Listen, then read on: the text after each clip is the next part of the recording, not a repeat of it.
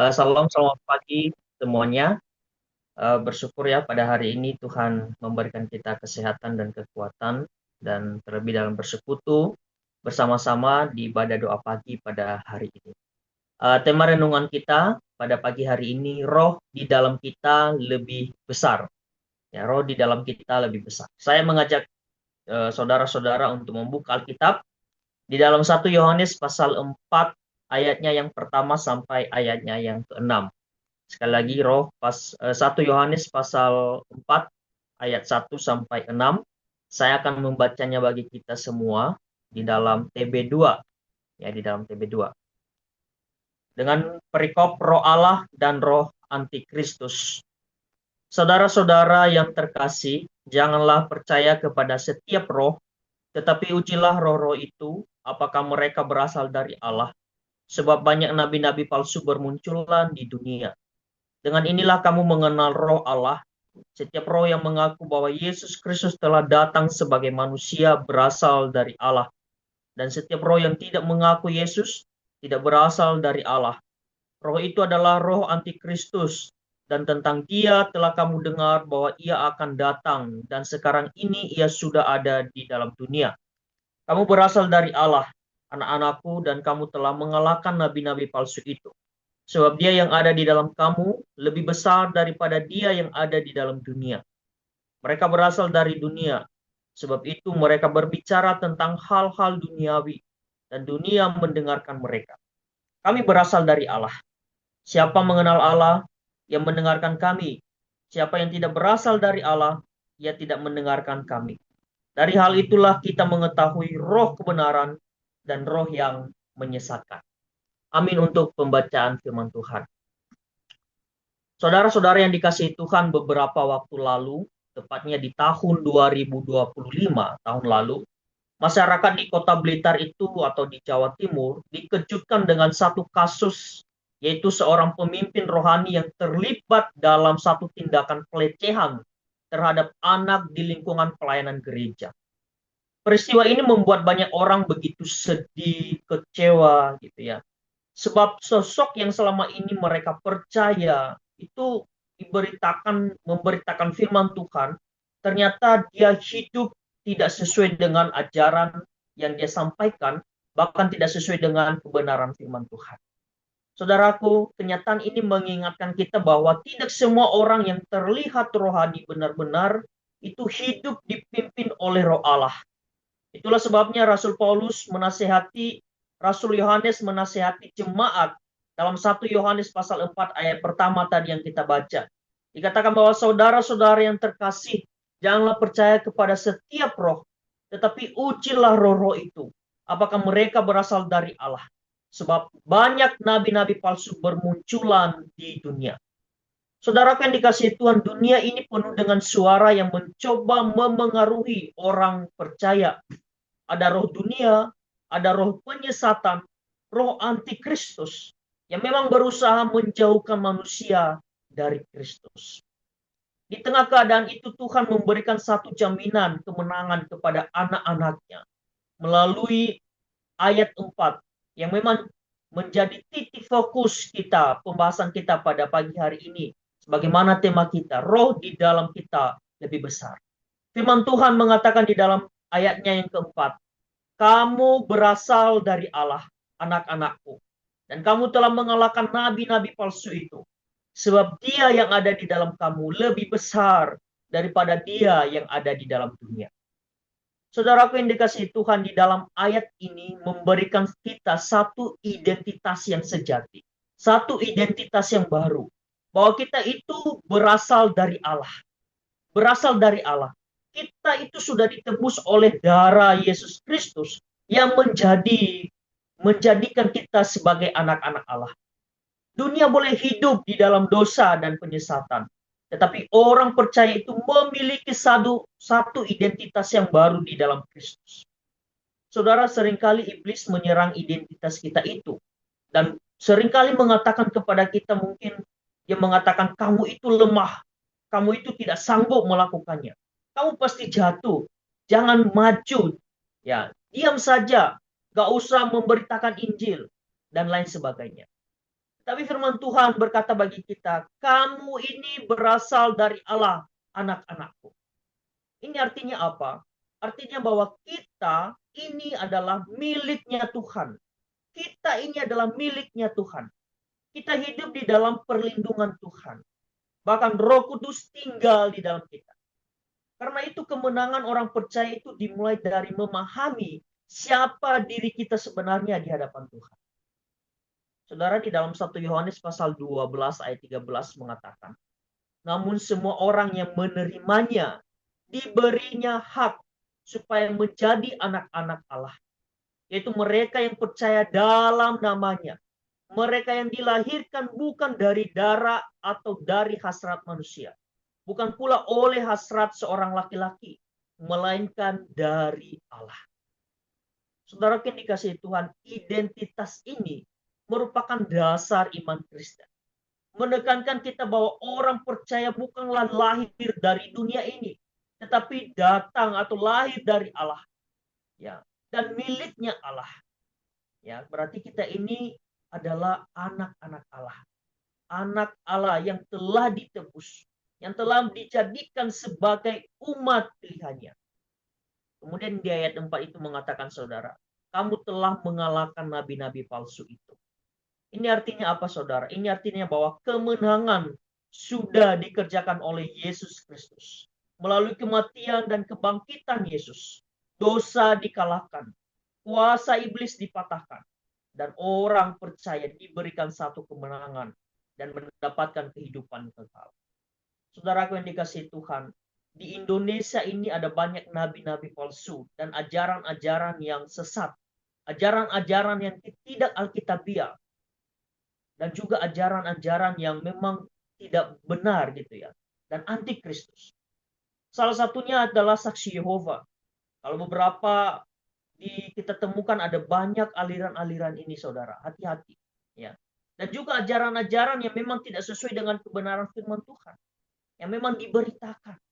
Salah satu yang kita dengar beberapa bulan atau minggu terakhir ini, pendeta GL ya, saya nggak sebut namanya, mungkin rekan-rekan tahu GL ya, yang mengatakan Yesus itu bukan anak Allah, tetapi Yesus itu adalah Allah. Ya agak sedikit aneh gitu ya. Karena kenapa? Saya pasti mengatakan bagaimana dengan firman Tuhan di dalam Yohanes pasal 3 ayat 16 yang mengatakan bahwa Allah mengutus anaknya yang tunggal. Berarti itu sudah sangat jelas sebenarnya bahwa Yesus Kristus adalah anak Allah ya. Jadi hati-hati, saudara. Pastinya banyak domba-domba yang disesatkan di dalam ajaran-ajaran seperti ini, saudara. Bahkan doktrin-doktrin yang memang tidak alkitabiah, yang tidak sesuai dengan kebenaran firman Tuhan. Dan pastinya sebagai kita umat percaya yang juga ajaran doktrin yang benar, kita perlu hati-hati dan waspada orang-orang di luar sana yang memang merasuki dan kita. Nah, pastinya tugas kita sebagai Tuhan itu bagaimana mimbar kita harus kuat dalam pengajaran. Saya sangat setuju ya ketika kita sharing-sharing hamba Tuhan gitu ya. Kita mengatakan bahwa bagaimana mimbar gereja itu begitu kuat, baik di dalam pengajaran-pengajaran, doktrin yang benar, firman Tuhan yang terus diberitakan. Yaitu untuk apa? Untuk mendidik, mengajar setiap domba-domba, mengajar setiap jemaat-jemaat yang telah dipersiapkan kepada kita saat ini. Saudaraku yang dikasihi Tuhan, dalam menyampaikan Injil, dalam menyampaikan firman Tuhan, memberikan satu pengajaran yang benar, membina jemaat dalam pengenalan akan firman Tuhan, serta menolong setiap jemaat bertumbuh dalam iman yang sehat dan benar. Ini merupakan satu anugerah Tuhan yang besar bagi kita. Karena di zaman sekarang ini, saudara, tidak sedikit gereja atau pengajaran yang mulai bergeser dari kebenaran Alkitab dan lebih menekankan hal-hal yang menyenangkan telinga saja, ya, menyenangkan telinga manusia, daripada kebenaran firman Tuhan itu dinyatakan. Bahkan beberapa hari yang lalu saya sempat nonton seorang pendeta memberikan satu lelucon ya, lelucon yang memang bagi saya itu tidak masuk akal, tidak sebenarnya dilakukan. Lelucon bukan lelucon ibarat ilustrasi dalam khotbah, bukan kayak lelucon yang aneh gitu. Ya. Jadi saudaraku yang dikasihi Tuhan, kita bersyukur ya apabila Tuhan menempatkan kita di gereja yang memang terus memberitakan firman Tuhan dengan benar. Bahkan melalui mimbar yang sehat, di dalam penginjilan kepada setiap keluarga, ya jemaat-jemaat dan orang yang belum percaya. Dan ketika firman itu terus ditanamkan di dalam hati kita, Roh Kudus akan menolong kita memiliki kepekaan untuk tetap berjalan di dalam kebenaran firman Tuhan.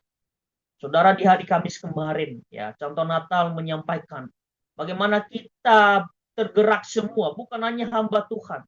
Setiap jemaat-jemaat Tuhan mengambil bagian di dalam menyampaikan, memberitakan Injil Tuhan, ya, atau PI. Ya, bersyukur tadi beberapa dari rekan-rekan sharing ya mengenai bagaimana di dalam memberitakan Injil Tuhan. Ya, memang ada yang mau menerima, ada juga yang tidak, masih hatinya gitu masih kuat, masih kokoh, masih belum bisa ditembus. Tetapi saudara, ini satu tugas kita.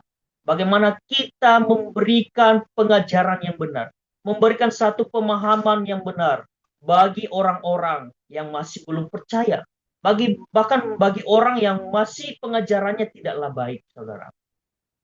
Nah, ini titik fokus kita jadinya, saudara, di ayat selanjutnya. Ya, di dalam ayat itu, tetapi di dalam teks selanjutnya. Dikatakan bahwa sebab dia yang ada di dalam kamu lebih besar daripada dia yang ada di dalam dunia ini. Saudara-saudara, di dalam TB1, kalau rekan-rekan membaca, ya, di dalam TB1 itu dituliskan roh, ya. Sedangkan di dalam TB2 dituliskan di sini dia, ya. Sekali lagi saya katakan dia, sebab dia yang ada di dalam kamu lebih besar daripada yang ada di dalam dunia. Saudara, kata dia atau roh di sini itu tertuju kepada Roh Kudus. Ya. Roh Kudus yang berdiam di dalam diri orang percaya. Makanya dikatakan sebab dia yang ada di dalam kamu itu lebih besar. Ya. Berarti Roh Kudus yang ada di dalam diri kita itu sebenarnya lebih besar daripada roh yang ada di dalam dunia ini. Ya. Roh-roh kuasa-kuasa dunia. Saudara, kehadiran Roh Kudus itu adalah penggenapan janji Yesus. Ya, penggenapan janji Yesus di dalam Yohanes pasal 14 ayat 16 sampai 17. Dikatakan firman Tuhan, "Aku akan minta kepada Bapa, dan Ia akan memberikan kepadamu seorang penolong yang lain, supaya Ia menyertai kamu selama-lamanya, yaitu Roh kebenaran. Dunia tidak dapat menerima Dia, sebab dunia tidak melihat Dia dan tidak mengenal Dia. Namun kamu mengenal Dia, sebab Ia menyertai kamu dan akan tinggal di dalam kamu." Saudaraku yang dikasihi Tuhan, kehadiran Roh Kudus di dalam diri atau orang percaya itu memberikan kita satu kekuatan, hikmat, dan kebijaksanaan yang dibutuhkan untuk menolak ajaran-ajaran palsu dan penipu-penipu rohani saat ini. Roh Kudus itu bukan hanya membuat kita merasa tenang, tetapi juga menolong kita membedakan mana itu kebenaran yang benar dan mana itu yang menyesatkan. Karena di dunia ini tidak semua orang yang berbicara tentang Tuhan, saudara, yang benar-benar membawa satu ajaran yang sesuai dengan firman Tuhan. Ada yang memakai Alkitab, menyebut nama Tuhan, bahkan terlihat sopan dan meyakinkan kita mungkin.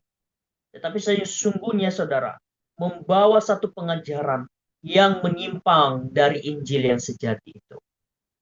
Saudaraku yang dikasihi, ketika saya menyusun atau mempersiapkan khotbah ini, saya teringat ketika saya masih SMP.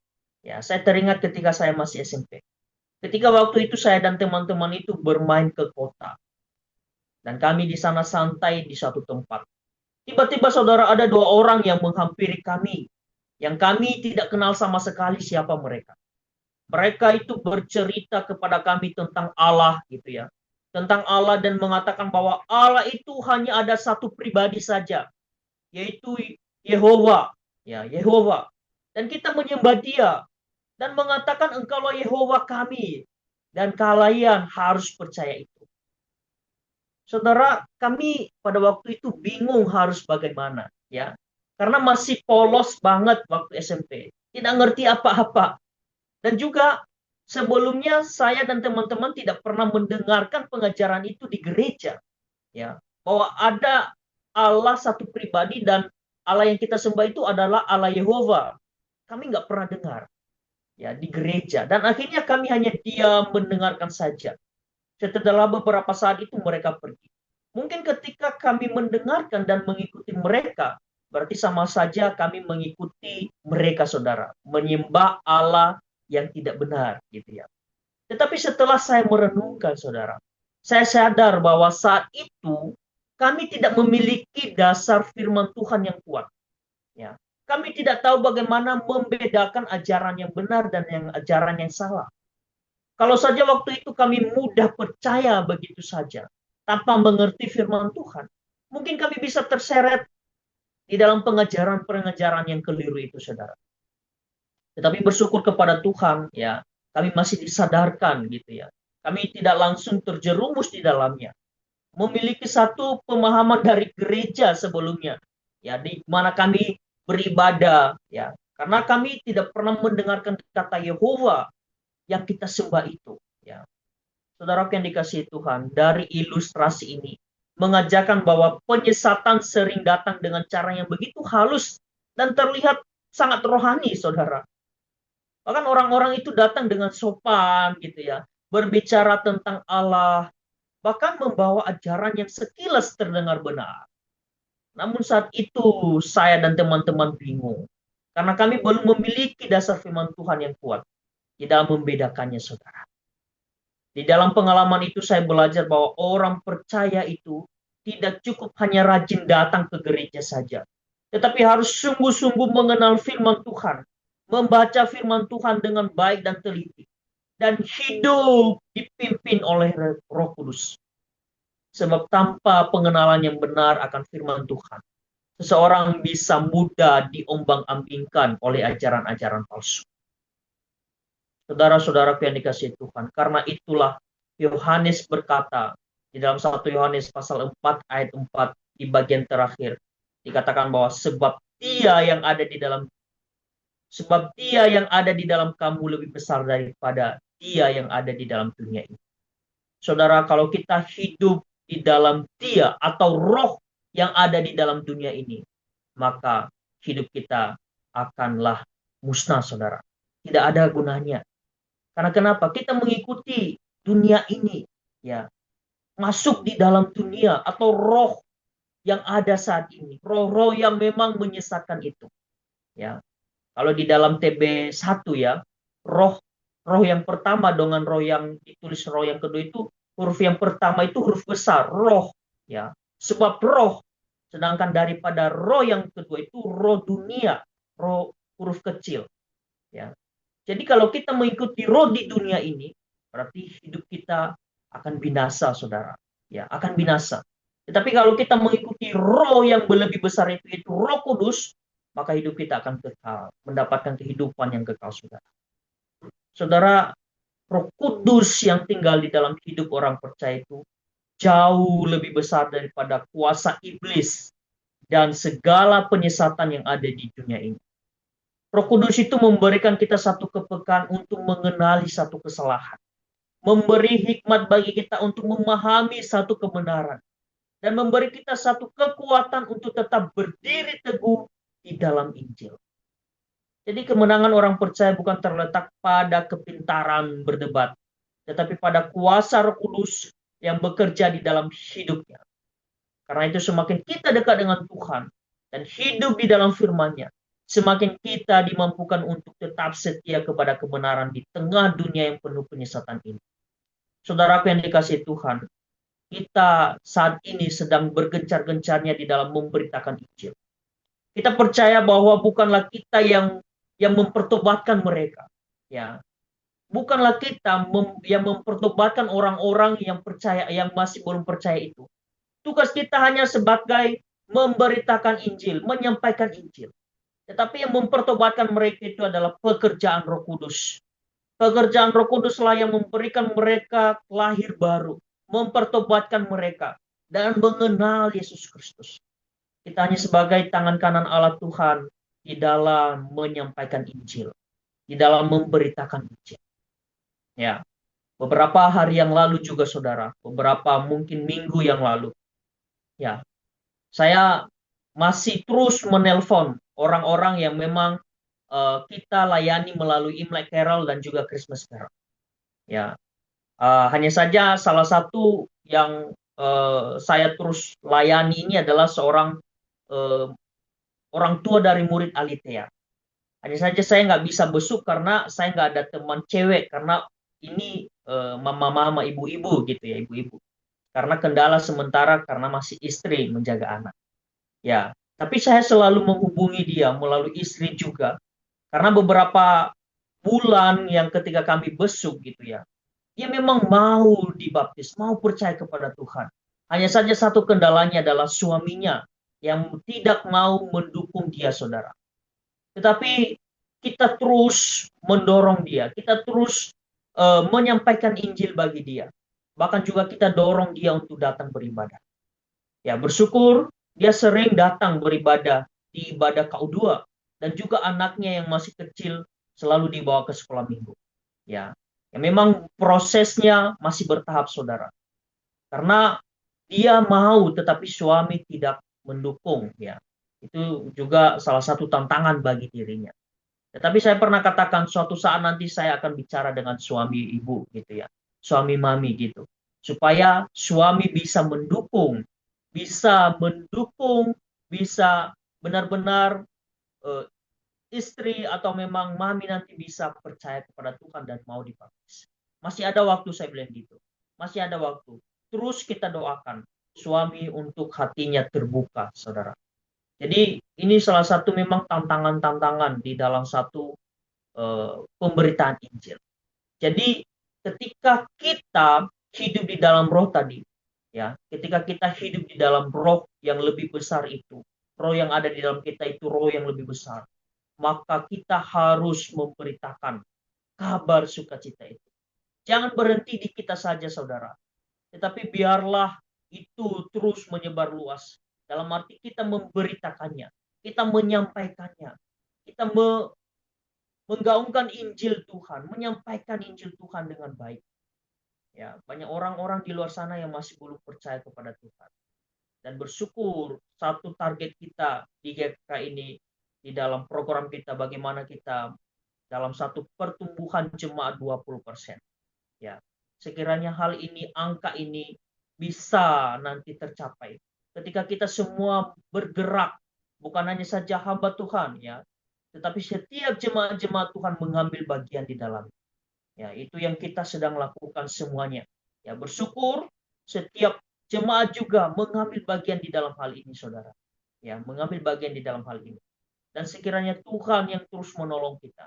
Sehingga roh yang ada di dalam kita itu benar-benar kita gunakan di dalam satu pelayanan yang baik. Pelayanan yang bermanfaat. Pelayanan yang membuahkan hasil nantinya.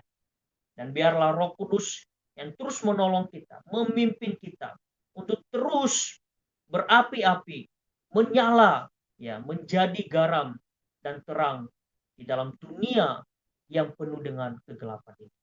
Biarlah firman Tuhan ini yang terus menolong kita, mendorong kita untuk terus menjadi anak-anak Tuhan dan juga hidup di dalam Roh Kudus, dan juga Roh Kudus yang terus menolong kita, menggerakkan kita untuk terus memberitakan kabar sukacita dan Injil Tuhan itu. Mari kita berdoa. Bapa di dalam surga, terima kasih untuk kebenaran firman Tuhan bagi kami pada hari ini, yang mengingatkan kami bahwa roh di dalam kami itu lebih besar daripada roh yang ada di dalam dunia ini. Dan biarlah Roh Kudus yang ada di dalam hati kami benar-benar juga memberikan kami satu kepekaan di dalam memahami akan hal-hal di luar sana, Injil yang memang ada aliran-aliran atau ajaran-ajaran yang menyesatkan. Biarlah melalui Roh Kudus yang terus memberikan kami satu pemahaman yang benar, dan juga mengajar, mendidik setiap domba-domba, jemaat-jemaat yang telah dipercayakan bagi kami, sehingga mereka juga disegarkan dan terus memiliki pemahaman yang baik tentang firman Tuhan. Tuhan tolong kami, sehingga kami juga ketika kami Roh Kudus ada di dalam hati kami juga bisa memberitakan Injil bagi orang-orang di luar sana. Tuhan pimpin dan Tuhan tolong kehidupan kami. Terpujilah nama-Mu ya Tuhan. Hanya di dalam nama Yesus Kristus kami telah berdoa. Amin. Ya, kalau ada yang mau sharing rekan-rekan, dipersilakan. Kalau tidak, saya serahkan ke Musafiri.